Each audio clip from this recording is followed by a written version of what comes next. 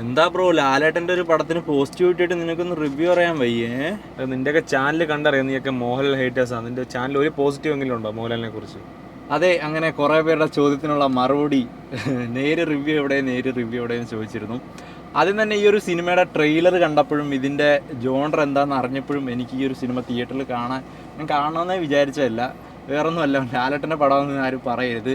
Court room drama ഈ ഇടയ്ക്ക് ലാസ്റ്റായിട്ട് എൻ്റെ പൊന്നിയോ മഹാവീര്യർ എന്ന് പറഞ്ഞ സിനിമയിൽ അത് ഞാൻ കണ്ടിട്ട് ഞാനിനി ജീവിതത്തിൽ ഇങ്ങനത്തെ ഈ ഒരു ജോണറിലെ പടത്തിന് കയറത്തില്ല എന്ന് വിചാരിച്ചതാണ്. അതുകൊണ്ട് തന്നെ ട്രെയിലർ കണ്ടപ്പോഴും എനിക്ക് പ്രത്യേകിച്ച് തിയേറ്ററിൽ ട്രെയിലർ കണ്ടപ്പോഴത്തേന് യൂഷ്വൽ ഒരു പടമായിരിക്കും എന്ന് വിചാരിച്ചത്. നോർമൽ കോർട്ട് റൂം എന്തിനാ നടക്കുന്നതൊക്കെ തന്നെ വിചാരിച്ചു പോയ സിനിമയാണ്. നേര് റിലീസായ മുതലേ കമന്റ് ബോക്സ് മുഴുവൻ ഇതാണ്, നേര് റിവ്യൂ എവിടെ, നീയൊക്കെ നെഗറ്റീവിന് മാത്രമേ, ലാലേട്ടനെ നെഗറ്റീവ് പറയാൻ മാത്രമേ വീഡിയോ ചെയ്യുന്നതാണ്. അപ്പോൾ ഞങ്ങളുടെ നേര് എങ്ങനെ ഉണ്ടായിരുന്നു? നേര് ഞെട്ടിച്ച് കളഞ്ഞു, ഇമോഷണലി പിടിച്ചിരുത്തി കളഞ്ഞ സിനിമ ഉറപ്പായിട്ടും. നമ്മൾ വിചാരിച്ച സാധനമൊന്നും അല്ല ശരിക്കും. സ്ക്രിപ്റ്റ് ആൻഡ് സ്ക്രീൻ പ്ലേ അതാണ് ഈ സിനിമയുടെ ഹൈലൈറ്റ്, വേറെ ഒന്നുമല്ല. നമ്മളിങ്ങനെ ലാഗ് അടുപ്പിക്കാതെ ഇങ്ങനെ ഓരോ മിനിറ്റ് കൊണ്ടുപോകും സിനിമ. ഇന്നലെ ഇതുമായിട്ട് ഒട്ടും കമ്പയർ ചെയ്യാൻ പറ്റാത്തൊരു പടമാണ് സലാർ. അതിന്റെ മെയിൻ റീസൺ അത് ഇമോഷണലി കണക്ട് ആവാത്ത പോലെ നമ്മൾ എന്തൊക്കെയോ കാട്ടിക്കൂട്ടൽ കണ്ടുകൊണ്ടിരുന്നതാണ്. പക്ഷെ ഇതെന്ന് പറഞ്ഞാൽ തുടക്കം മുതൽ അവസാനം വരെ ഇമോഷണലി നമ്മളെ പക്കായിട്ട് ഇത് ചെയ്തല്ലേ. അതിനു മുമ്പ് സ്റ്റോറിയിലേക്ക് വരുവാണെങ്കിൽ സിമ്പിളാണ്, ഭയങ്കര സിമ്പിളാണ്. ജിത്തു ജോസഫ് ഇവര് കുറെ കഷ്ടപ്പെട്ടിട്ടുണ്ടെന്ന് തോന്നുന്നു ആൾക്കാരുടെ ഹൈപ്പ് കുറയ്ക്കാനും ഇതെന്താണെന്ന് ആൾക്കാരിലേക്ക് എത്തിക്കാനും. അതെന്തായാലും അവർ വിജയിച്ചു.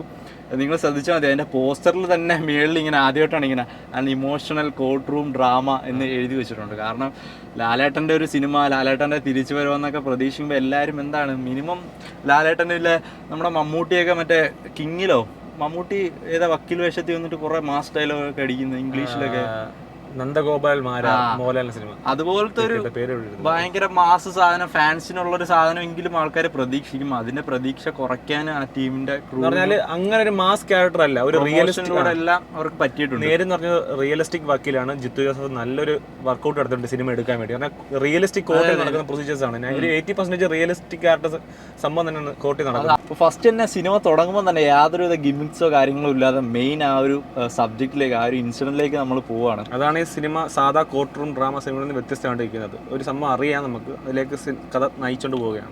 അതിൽ എടുത്തു പറയേണ്ടതെന്ന് വെച്ചാൽ അനശ്വരയുടെ പെർഫോമൻസ് ഈ ഒരു സിനിമയിൽ ഉണ്ടാക്കിയ ഇമ്പാക്റ്റ്, ആ ഒരു ക്യാരക്ടറിന് ഇങ്ങനെ പുൾ ഓഫ് ചെയ്തത്, ആ ഒരു ക്യാരക്ടർ കണക്ട് ആയില്ലെങ്കിൽ ഇത് എല്ലാം പോകും. കാരണം ജസ്റ്റ് ക്യാരക്ടേഴ്സിൻ്റെ ഒരു കോൺഫ്ലിക്റ്റ് അത് ആദ്യമേ തന്നെ നമ്മളെ ആ സിനിമ എന്താണെന്ന് അറിയാൻ നമ്മളെ പ്രേരിപ്പിക്കും. ക്യാരക്ടർ പിടിച്ചുള്ള ഒരു പെർഫോമൻസ് ഉണ്ട്. പുള്ളിക്കാരി വന്നത് ബ്ലൈൻഡും കൂടാണ്. അപ്പം ആ ഒരു നോട്ടവും ആ ഒരു എക്സ്പ്രഷനും പുള്ളിക്കാരി ആ സമയത്ത് കൺവേ ചെയ്യുന്ന ഇമോഷൻസും അതെല്ലാം സംഭവം ഒറിജിനാലിറ്റി ആയിരുന്നു. അത് ഭയങ്കര പോസിറ്റീവാണ്. നെക്സ്റ്റ് ക്യാരക്ടറായിട്ട് വരികയാണെങ്കിൽ എടുത്ത് പറഞ്ഞത് mister Siddique, the negative shade of this film. Siddique നമുക്ക് അറിയാലോ, ഏത് ക്യാരക്ടർ കൊടുത്താലും പുള്ളി ഭയങ്കരമാണ്. ഒരേ സമയം ലാൽട്ടനെ കാട്ടി സ്കോർ ചെയ്തോന്ന് വരെ തോന്നിപ്പോവും. ചില കോർട്ട് റൂം സീനൊക്കെ ഭയങ്കര രീതിയിൽ പെർഫോമൻസ് ആണ് സിദ്ദീഖ്. പുള്ളിയുടെ ആ വോയിസ് ഡയലോഗ് ഡെലിവറി അതാണ് സിനിമ. അതുപോലെ തന്നെ ജഗദീഷ്, പിന്നെ നമ്മുടെ ഗണേഷ് കുമാർ MLA, പിന്നെ നമ്മുടെ ഷെഫ് പുള്ളി അതിനകത്ത് വരുന്നുണ്ട്. നമ്മുടെ ആന്റണി പെരുമ്പാവൂർ ചേട്ടൻ ഉറപ്പായിട്ടുണ്ട്. ഇവരൊക്കെ കുറച്ച് ക്യാരക്ടേഴ്സേ ഉള്ളൂ, പക്ഷെ മെയിൻ ലീഡ് ചെയ്തിരിക്കുന്നവരെല്ലാവരും നല്ല പെർഫോമൻസ് പക്കായിട്ട്. And last but not the least our favourite ലാലേട്ടൻ്റെ പെർഫോം ചെയ്യാൻ ഉള്ള, ഞാൻ പറഞ്ഞ എൻ്റെ പ്രശ്നം ലാലേട്ടന് ഒരു സ്റ്റാറായിട്ട് പെർഫോം ചെയ്യാനുള്ള സംഭവമില്ല. ബട്ട് ആ സിനിമ എന്താണോ ആവശ്യപ്പെടുന്നത് അത് അങ്ങനെ ഒരു ക്യാരക്ടറാണ്.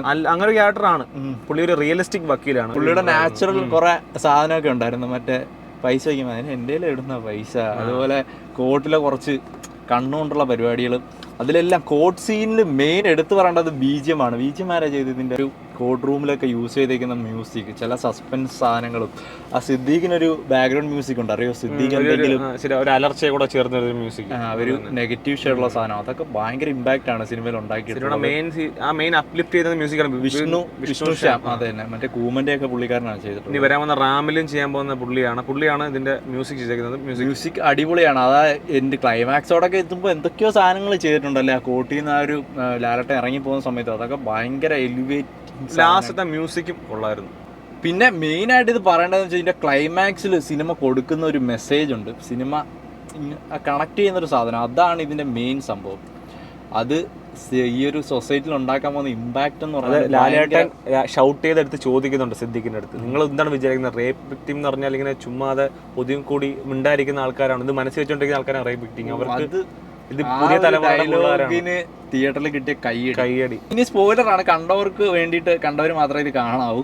നമ്മുടെ ക്ലൈമാക്സിൽ അനശ്വര രാജൻ ആ ഒരു മുഖം, ആ ഒരു ഷോള് മാറ്റിയിട്ട് ഇറങ്ങി വരുന്ന ഒരു സാധനമുണ്ടോ, അതെന്ന് വെച്ചാൽ അത് ഇമ്പാക്റ്റ്, അതുണ്ടാക്കാൻ പോകുന്ന ഇമ്പാക്റ്റ് എന്ന് പറഞ്ഞാൽ ഭയങ്കര വലുതായിരിക്കും.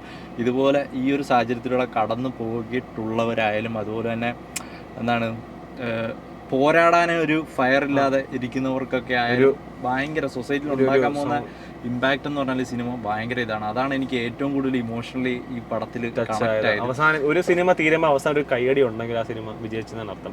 സിനിമ എൻകറേജ് ചെയ്ത് ജിത്തു ജോസഫ് ഫിലിം എഴുതി കാണിക്കുമ്പോൾ തിയേറ്ററിൽ കയ്യടി. നൈസ് സിമ്പിൾ സിനിമയാണ് ഇത്. ഏറ്റവും കൂടുതൽ വർക്കാകാൻ പോകുന്നത് ഫാമിലീസിനായിരിക്കും. ഒരുപാട് പേര് നമ്മൾ ഈ ഒരു ജോണറിൽ കുറേ കണ്ടിട്ടുണ്ട്, കുറേ എല്ലാ സിനിമയും കാണുന്നവർക്ക് വലിയ സംഭവമായിട്ട് തോന്നില്ല. പക്ഷേ നമ്മുടെ ലാലേട്ടൻ്റെ ഒരു സിനിമ കാണാൻ വരുന്ന ഒരു ഫാമിലി ഓഡിയൻസിനൊക്കെ ഈ സിനിമ ഉണ്ടാക്കാൻ പോകുന്ന ഒരു ഓളം എന്ന് വെച്ചാൽ എന്തായാലും അറിയാം. ഇപ്പം തന്നെ ടിക്കറ്റ് കിട്ടാനില്ല, ഭയങ്കര സെറ്റപ്പാണ്. ലാലേട്ടൻ അറിയാലോ, മോഹൻലാലിൻ്റെ പടമാണ്. പോസിറ്റീവ് വന്നാൽ പിന്നെ ബോക്സ് ഓഫീസ്. അതുപോലെ തന്നെ ലാലേട്ടൻ്റെ പടം ഞങ്ങൾ ഇതോടെ തെളിയിച്ചിരിക്കുന്നു. ഞങ്ങൾ ലാലേട്ടൻ പോസിറ്റീവ് പറയാൻ വേണ്ടി പറഞ്ഞതല്ല, ഒറിജിനൽ ഞാൻ കണക്ട് ആയിട്ടുണ്ട്.